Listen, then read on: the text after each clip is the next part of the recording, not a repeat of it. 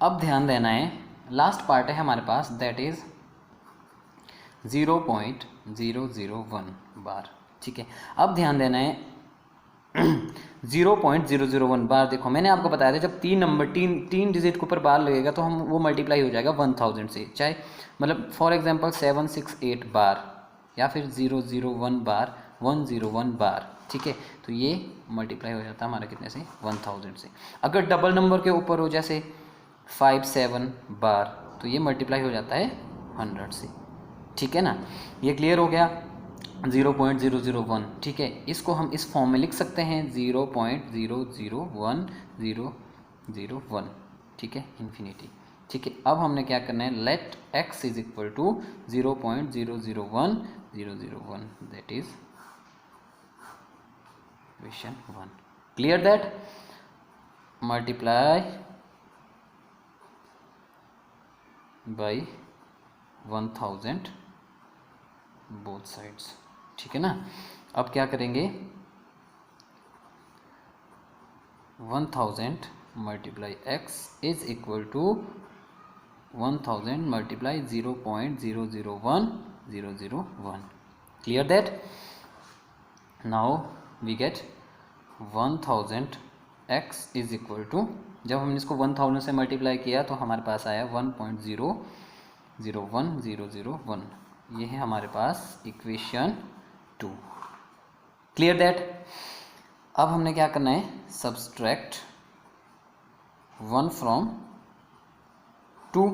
ठीक है, ये इक्वेशन 2 है, that is 1000 x is equal to 1.001001। ठीक है, माइनस इक्वेशन 1 ये है।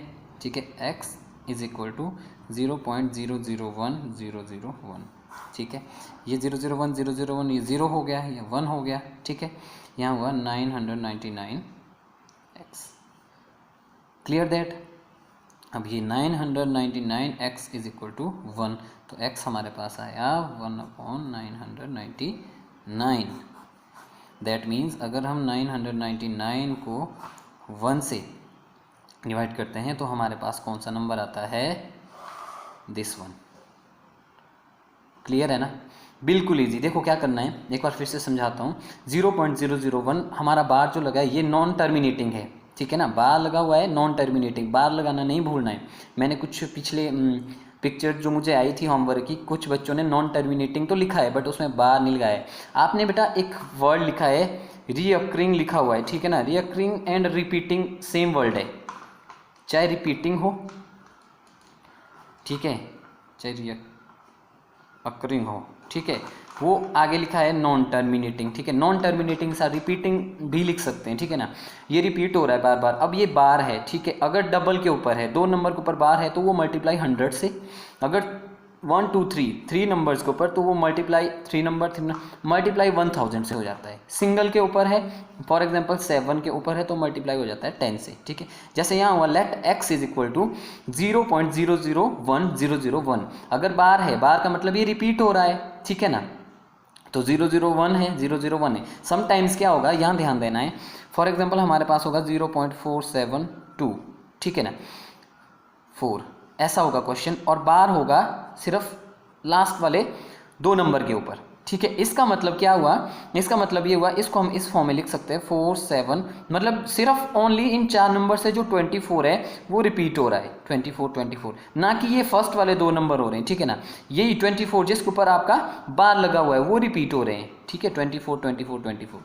ठीक है ना, अब हमने क्या किया, 0.001001 हमने इसको इक्वेशन 1, ये है equation 1। Clear that? Multiply by 1000, because bar लगा हुआ है, हम 1000 से हमने क्या कर दिया, मल्टीप्लाई कर दिया बोथ साइड। अब x को 1000 से मल्टीप्लाई करने पर हमारे पास आता है 1000x, और जब हमने 1000 को 0.001001 से मल्टीप्लाई किया तो हमारे पास आया 1.001001।